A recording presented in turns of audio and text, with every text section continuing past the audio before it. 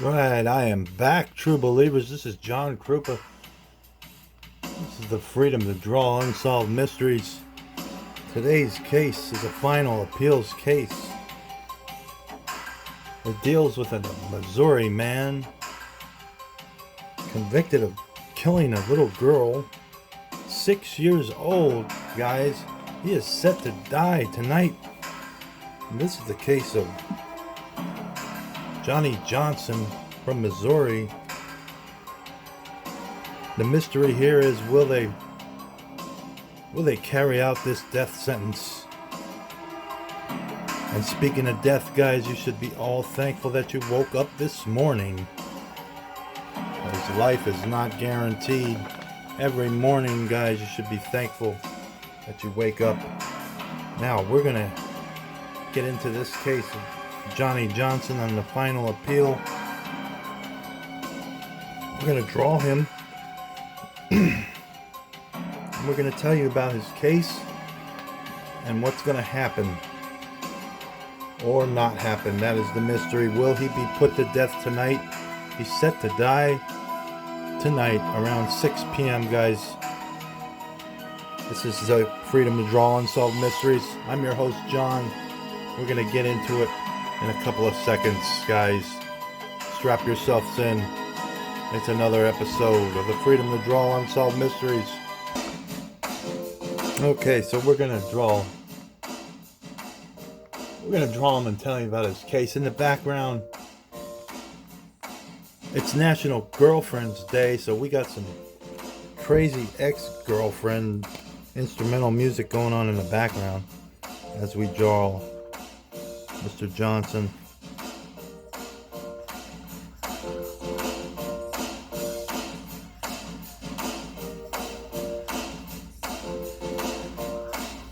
This guy is accused of bashing a basketball-sized boulder over a 6-year-old's head. This is a horrific crime, and I want to warn you that this is a nasty crime what this guy did. So if you don't like to hear that kind of stuff about 6-year-olds and getting bashed over the head with a rock, you probably need to exit this channel.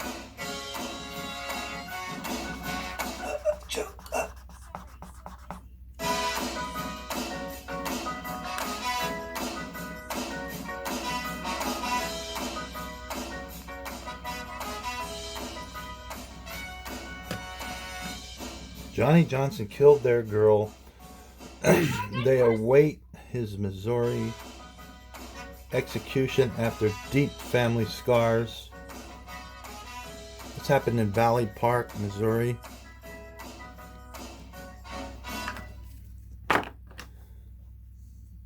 And this article is from less than a day ago. So, in Valley Park, Missouri, Angie Weidman said she didn't hesitate when she told Johnny Johnson to grab some food from her family's barbecue. He was a family friend she'd known since childhood. They went to school together, her and her husband, with this man. And they later said they had never suspected he could be capable of doing anything like this. This horrific crime that he did that you're going to hear about upcoming here.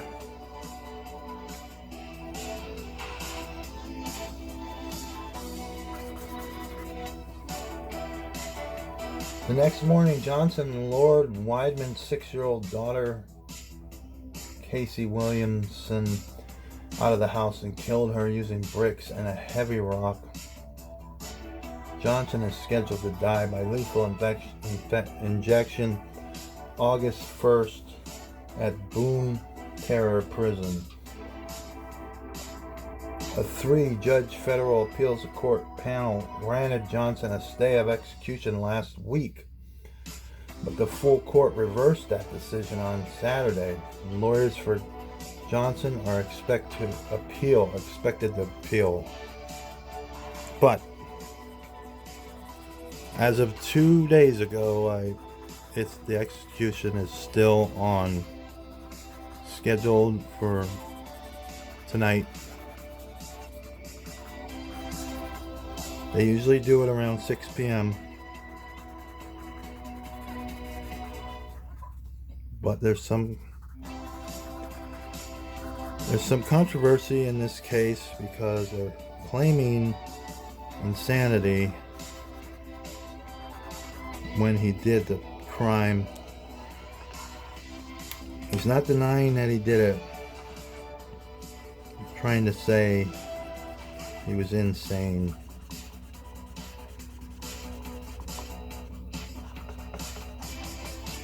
And I listened to some documentaries about this, a couple of them, and they all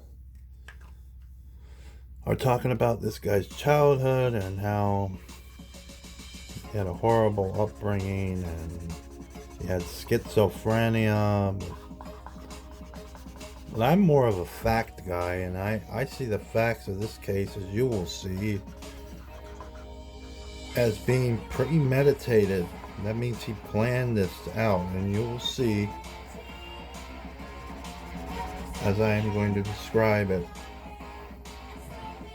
It really seems an awful lot like premeditation.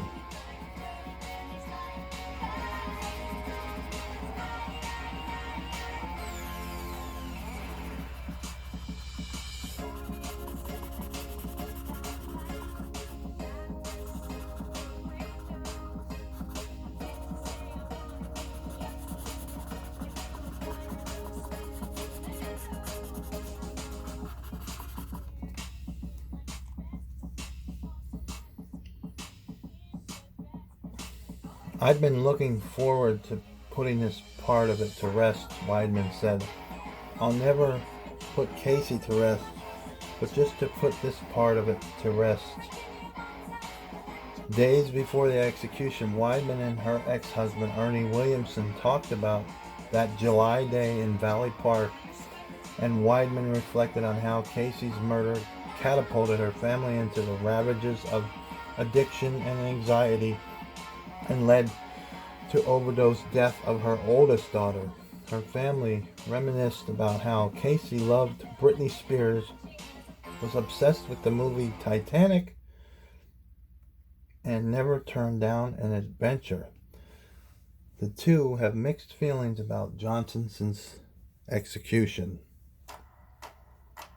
Williamson was quoted in a clemency application filed by Johnson's lawyers saying he did not want Johnson to be executed. But in an interview with Post-Dispatch, Williamson said those quotes didn't accurately represent what he wants to happen. I never said I didn't want Johnny to die. He said, I would love to see him die a miserable death. I think we all do. You know, when you hear the facts of this case, you'll agree. Williamson said he doesn't support capital punishment, having spent time himself as an inmate at the Potosi Correctional Center where Johnson is housed. Williamson said death row inmates suffer far more alive than dead. Larry Comp, one of Johnson's attorneys, said their hearts go out to Casey's family, but said the clemency petition is faithful to the statements of everyone quoted in it. Weidman wants Johnson killed, but she is adamant that she doesn't want his family to suffer. Weidman said she sent Johnson's sister a Facebook message in February when the execution date was announced. I just said I'm sorry. I don't wish this upon you.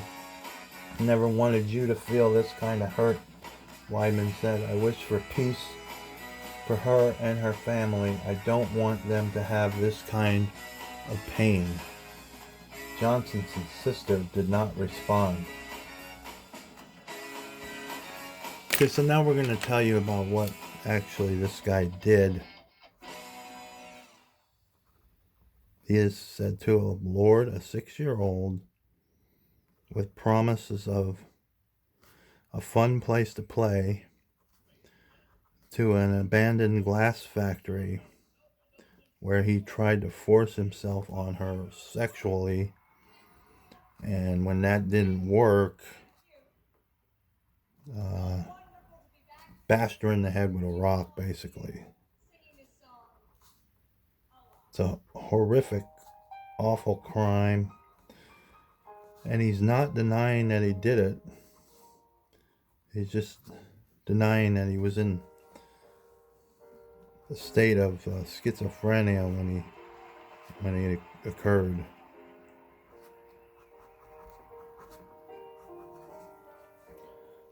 So this is the murder. Casey Williamson was killed July 26, 2002. Weidman was sleeping upstairs with her 2 youngest children. As Williamson said, he got up for his 7 a.m. shift at a cement factory. Casey asked him for a bowl of cereal, but they were out of milk. Williamson told Casey he'd walk her across the street to her grandpa's house for breakfast before he went to work. He didn't know Casey followed him down the stairs. He also didn't know that the 24-year-old Johnson had stayed the night. And the way the house was laid out, he didn't see Johnson on the couch on the way to the bathroom. He was only in the bathroom for 5 minutes. And when he came out, Johnny and Casey were both gone in the matter of those minutes, Weidman said. Williamson searched for his daughter. I couldn't find her, and her bike was right there, Williamson said. I was like, I don't know what the hell happened, but she got lost. I wasn't thinking something terrible happened. Police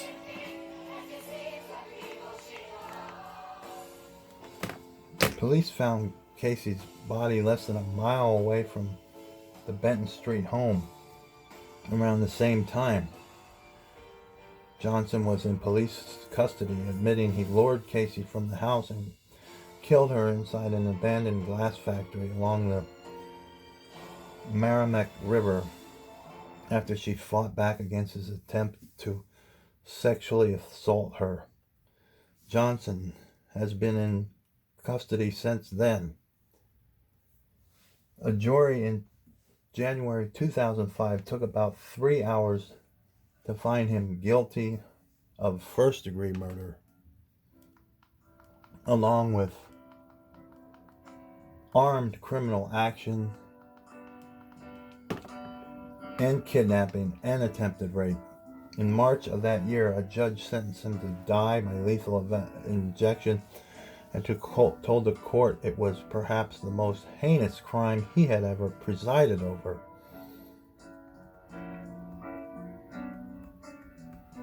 And the attorneys now are trying to go for that second-degree murder that would just get him life.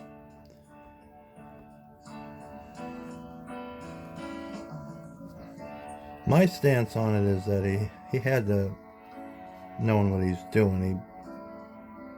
He planned this out. He told her, by his accounts, when his confession, he told her that this was a fun place to play games and hide and go seek and stuff like that, to have her come with him. And she was barefoot when they left together. They left in a hurry out the house. There was witnesses that seen him walking across the main street with her on a piggyback style, because she claimed that she was walking barefooted and her feet had been hurting her. So he gave her a piggyback ride. This was all seen by witnesses.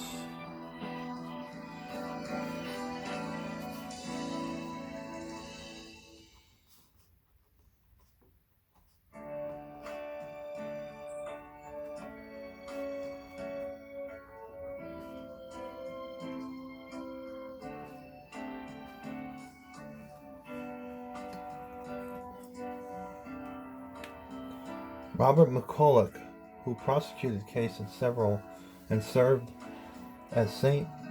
Louis County's elected prosecutor for 28 years, said on Saturday that putting Johnson to death is the right thing to do. He's had 20 plus years to go through all the appeals. Everything has been litigated ad nauseum, he said. Now it's time to carry out the sentence.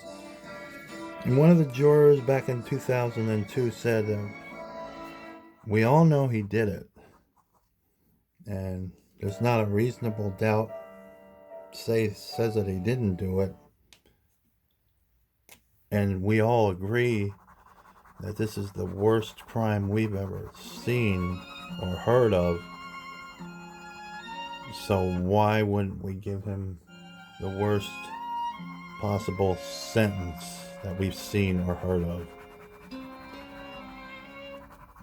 And that kind of stuck with me. I get that.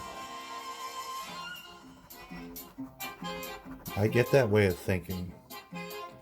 And that's probably exactly something I would have said if I was the jury, part of the jury.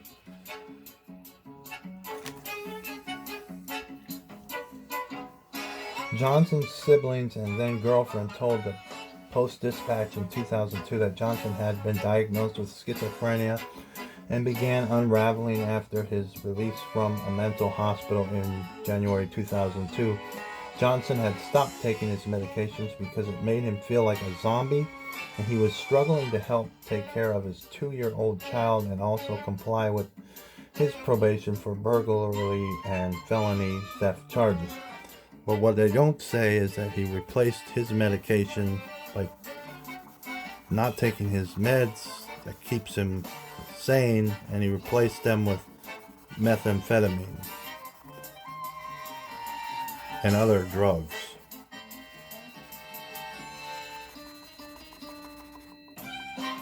They neglect to say that, and that is what this guy was doing.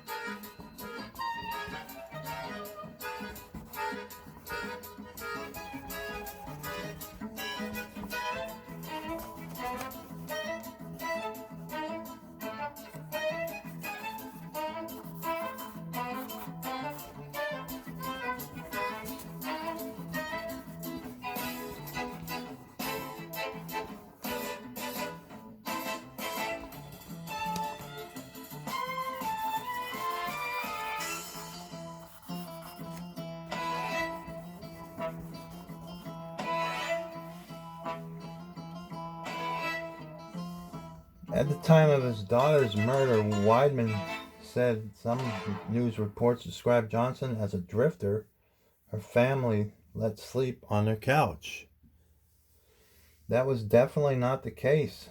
He was my best friend's little brother, she said. I had known him my whole life. I babysat him when I was little, and I babysat him when he was little. She said child abductions were dominating the news cycle that summer, with notable cases such as Samantha Runyon in Stanton, California, Erica Pratt in Philadelphia, and Elizabeth Smart in Salt Lake City. I think everyone was just looking for a story bigger than the last one, Weidman said at the time. Of course, there wasn't as much information out there. In Valley Park, a city of about 7,000 residents, southwest of St. Louis, connections between the families run deep. Williams had known Johnson for most of his life and briefly lived with Johnson's grandmother before Casey's murder. He said Johnson's older sister regularly babysat his and Weidman's kid. In 2002, the Post-Dispatch reported that Williamson gave Johnson's sister her first kiss when they were young. Weidman said her grandparents employed Johnson's mom of the grandparents' convenience store. Even Weidman's fiance, Larry Tigger McClellan, said he knew Johnson through his older brothers dating back to when they were kids. McClellan's aunt owned a funeral home that held Casey's services.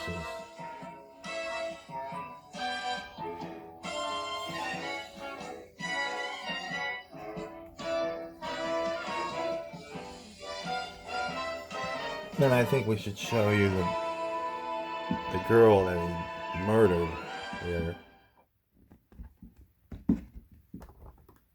This was her.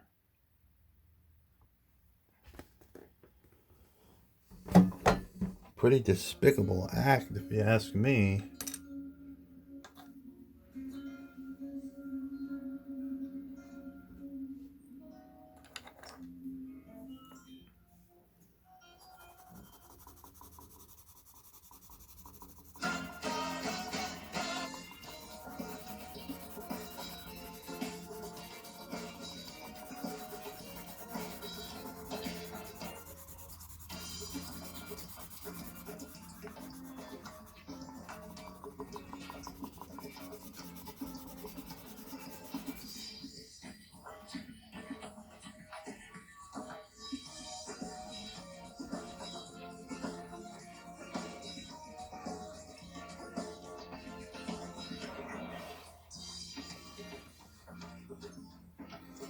And at the end here it said that 55 people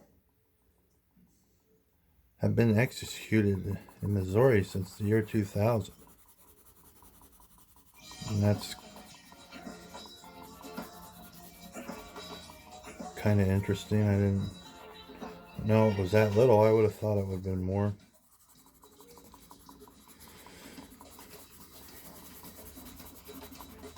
But me, I think this guy had it all planned out and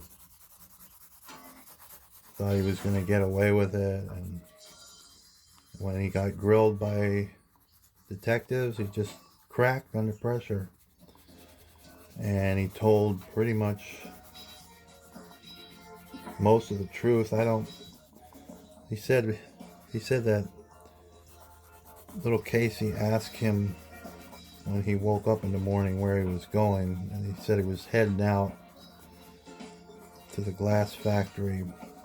He didn't seek her out. I don't believe that at all. I think he went up to her room and said, "Hey, I'm going to the glass factory. It's a great place to have fun and games and play. You want to come along?" And he presented it just like that. And she's a 6-year-old, man, you know. Disgusting to even think about how that transpired. But this guy is set to be put to death tonight. And I wouldn't lose any sleep over it if he died. The mystery is, guys, will he get put to death? That does it for another episode Freedom to Draw Unsolved Mysteries. We had some crazy ex-girlfriend songs in the background. It's National Girlfriend Day. And this is Johnny Johnson here. You're looking at finished product, guys. That does it. Another case down, guys. Before I leave you, I just want to tell you, be nice to someone today. It doesn't cost you a dime. Okay, we're going to let the crazy ex-girlfriend songs play us out. Peace out, true believers.